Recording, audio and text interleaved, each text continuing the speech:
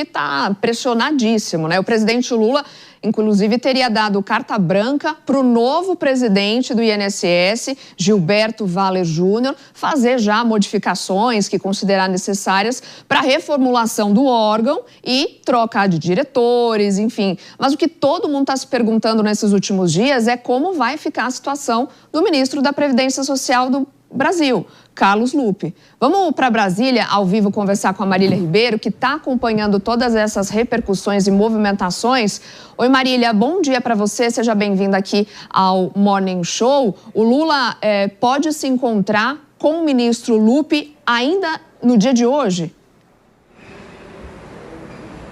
Oi, Soraya, bom dia para você, a todos que estão nos acompanhando aqui no Morning Show. É exatamente isso, Soraya, hoje, que seria que ponto facultativo para o governo federal. O presidente Lula acabou decretando esse ponto facultativo, mas nós estamos com a agenda aqui no Palácio do Planalto e é uma agenda que promete, viu? O presidente Lula já está aqui, ele nesse momento está reunido com o ministro Alexandre Silveira de Minas e Energia e a previsão é de que ele se encontre com o ministro da Previdência, Carlos Lupe, para poder bater o martelo para saber qual vai ser o destino do ministro da Previdência, que acabou ficando em protagonismo nesses últimos dias por conta dessa operação deflagrada pela Polícia Federal na quarta-feira passada, que acabou mostrando uma fraude nos pagamentos de aposentados e pensionistas do INSS entre os anos de 2019 e 2024. O prejuízo, de acordo com a Controladoria Geral da União, pode ultrapassar o valor de 6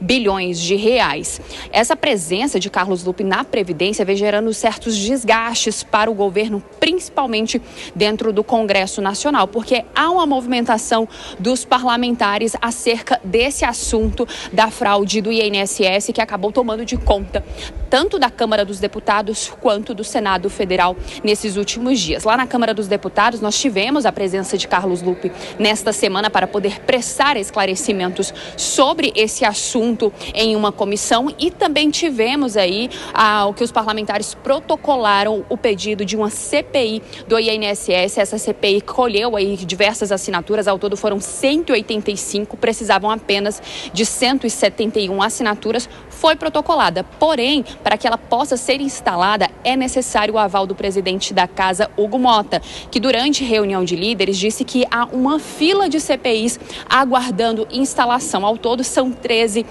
pedidos de CPIs que precisam ser analisados para poder ser instalado.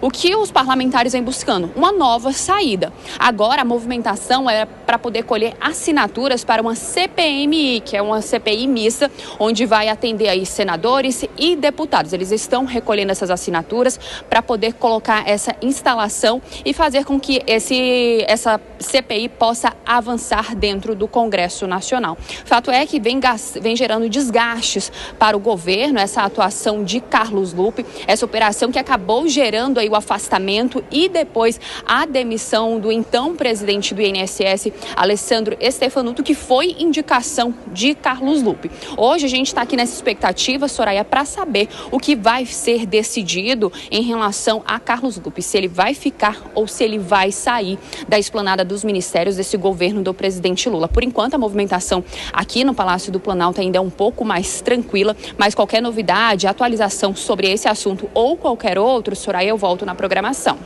Combinado. Marília, obrigada por enquanto pelas suas informações. Bom trabalho para você por aí. Henrique, aquele dia do vai ou racha, será? Espero que sim, né? Eu acho que o Brasil inteiro tá com essa expectativa. Primeiro, a pergunta assim, né? O que Carlos Lupe ainda faz como no cargo de ministro? Não faz sentido manter alguém. Quer dizer, faz sentido na lógica que a gente conhece muito bem, né? Qual é a lógica que eles empregam sempre? Ali da camaradagem, vamos lá, você cobre o meu que eu cubro o seu. Por aí você até explica, mas por uma explicação lógica, ética, não faz sentido. Agora, a boa notícia é essa questão da CPMI, porque vai lembrar todo todo mundo que está acompanhando a gente, que a CPMI, ela tem efeito imediato. Então, uma vez que ela é assinada, você tem as assinaturas dos deputados e também dos senadores, ela precisa começar a acontecer independente se o presidente das casas querem ou não. Então, é diferente da CPI, né? A CPI precisa de uma aprovação, tem todo... Agora, a CPMI não. Quando tiverem assinaturas completas e o senador Ciro Nogueira já diz que existem, já conta com essas assinaturas, então se ele já tem as assinaturas, é de efeito imediato e aí começa a investigação. E aí não depende de esperar fila de espera, ter prioridade ou não, até porque... Assinou, começou e é uma coisa boa. Agora, eu sou bem crítico às últimas CPIs que a gente tem tido, né? Elas são mais para espetáculo do que... Mas devido à seriedade... Pode até atrapalhar a questão do, por exemplo, das bets esportivas foi uma palhaçada ali. Atrapalhou as investigações, na verdade, porque virou uma especulação? Espetacularização, exato. Perdão. Mas a realidade é que essa, por ser uma questão muito mais sensível, aí estamos falando de novo do roubo de aposentadorias e de pessoas de alto escalão, nesse sentido, eu acredito que essa CPMI tem um pouquinho mais de força para seguir em diante. E me lembra o caso da CPMI dos Correios, lá atrás, porque vale lembrar, nunca é demais recordar, lá atrás, no primeiro ciclo de governo do presidente Lula, foi um escândalo de corrupção que parecia isolado nos Correios, que tem aquela imagem de um recebimento de propina. Acho que a memória do nosso espectador vai ser recordada dessa imagem, de uma mala sendo repassada. Bom, daquele esquema nos Correios, puxando o fio do dinheiro, se chegou até o escândalo do mensalão. E nesse processo, a CPMI dos Correios foi muito importante para ajudar a fazer com que os fatos fossem devidamente apurados. Na minha visão, a gente está diante de um esquema que pode ter proporções parecidas, porque a gente está falando já de um esquema bilionário envolvendo sindicatos, que, como a gente já falou, é pouco provável que o dinheiro acabasse no sindicato. É muito mais provável que essas associações e sindicatos repassassem esse dinheiro para algum outro uso. E, pela lógica da política brasileira, pelo nosso histórico, é muito plausível supor que boa parte desse uso fosse um uso eleitoral, um uso político, porque associações e sindicatos são braços, são satélites de grupos políticos no nosso país. E a gente não pode perder de vista que esse dinheiro foi roubado de pessoas reais de carne e osso. Entre elas, temos aqui o seu Hinaldo, que é companheiro aqui da Jovem Pan. Trabalha aqui na Central Técnica na da nossa Jovem Pan. Central Técnica, e eu não sei se a câmera vai conseguir pegar, mas, de repente, ele só percebeu isso depois desse escândalo eclodir. Ele foi lá, a gente fez um tutorial aqui ontem com um advogado que ensinou como que a gente retira o extrato de cada mês, e ele viu aqui, ó, contribuição Unibap, que ele nunca autorizou. No valor de R$ 135,50 no mês de janeiro desse ano. Atrás, a gente tem o extrato de fevereiro e está aqui mais R$ 135,30. Começou com R$ 50.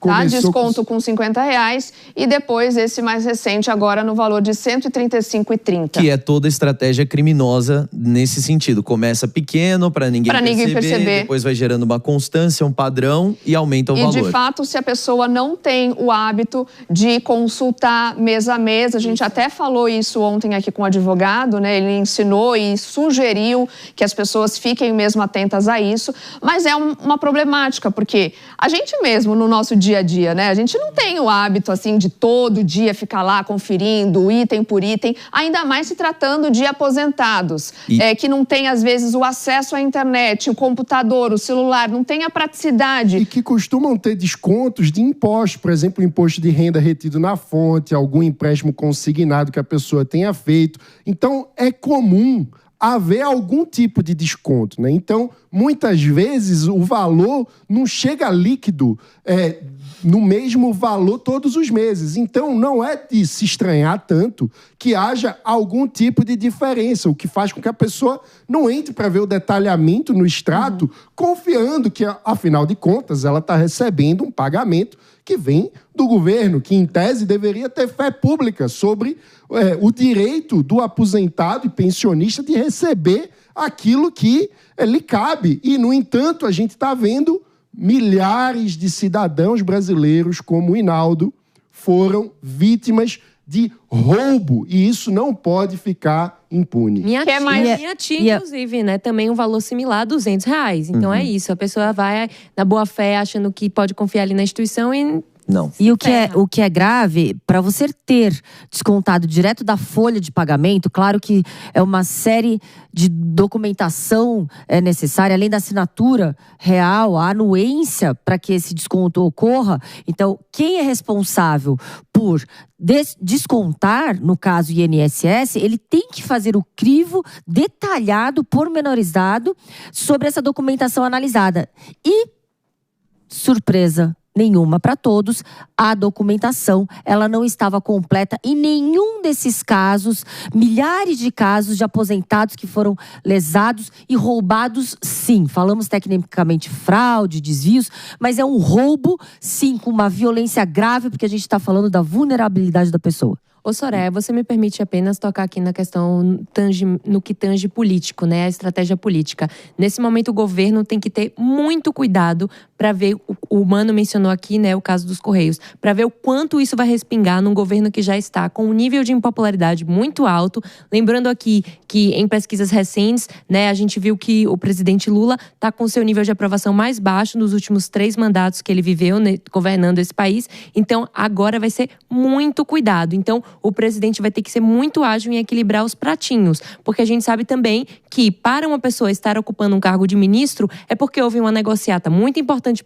por trás, um apoio de partidos, então não é só da noite para o dia, vai envolver muita gente nisso, vai fazer com que, dependendo do movimento que o presidente fizer junto ao seu atual ministro, Lupe, ele pode perder apoio de um partido importante, que é o PDT. Então, assim, vamos ver como é que vai se sair isso politicamente. E como, assim, eu sempre falo dele aqui, o Sidônio vai conseguir reverter isso, né? Porque também a gente viu que um caso bem menor que esse, que foi a questão do Pix, trouxe um desgaste muito grande para a imagem do governo. Você imagina um roubo aos idosos aqui nesse país, como é que vai respingar no governo? Por isso vocês acreditam que o Lula tem tratado com bastante cautela, está tentando evitar, blindar o próprio ministro e evitar a demissão ou deixar que ele mesmo se demita? Eu acho que ele tem tratado, Soraya, de uma maneira desastrosa. Ontem ele soltou um vídeo falando de uma maneira muito eufórica, com até um mini sorriso no rosto, dizendo que foi no governo dele, graças aos esforços de investigação, que deflagraram esse escândalo. Quase que ali, nossa, vitoriosos, caso resolvido. E não é caso resolvido de jeito nenhum. Primeiro que não foi, a CGU não fica ali aguardando uma ordem presidencial do que investigar ou não. Existiam várias denúncias, né? Então, ele tem tratado isso de uma maneira muito ruim, porque, em primeiro lugar, voltando à pergunta, o que Carlos Lupe ainda faz na cadeira de ministro? Ele deveria ser afastado, porque ele tem a evidência de que ele recebeu a notícia e não fez nada. Então ele tá ali o quê? Destruindo provas? Ele tá ali acobertando alguém? O que ele tá fazendo? Ele não deveria ter poder, ele deveria estar afastado. Qualquer empresa séria seria dessa maneira. E quanto mais a gente falando aqui do Brasil, né? Então não tem como a gente achar que o Lula tá fazendo um bom trabalho nessa gestão de crise, não está. O que entra em conflito é o ego, né? De fazer aí uma meia-culpa, de entender que isso está acontecendo. E vale lembrar que o ministro Carlos Lupe tem história. E o ministro Carlos Lupe tem história com governos do PT. Ele foi ministro da presidente Dilma, ministro do Trabalho. Afastado, demitido do governo em função de outro escândalo de corrupção, daquela vez em convênios entre o ministério dele e organizações não governamentais. Ou seja, é surrealismo puro que a gente voltou à cena do crime, né? Deixa eu fazer Eu só gostaria de saber fazer um break para a Rádio Maria, desculpa. 10h28, pessoal da rádio vai para um rápido intervalo. A gente volta já.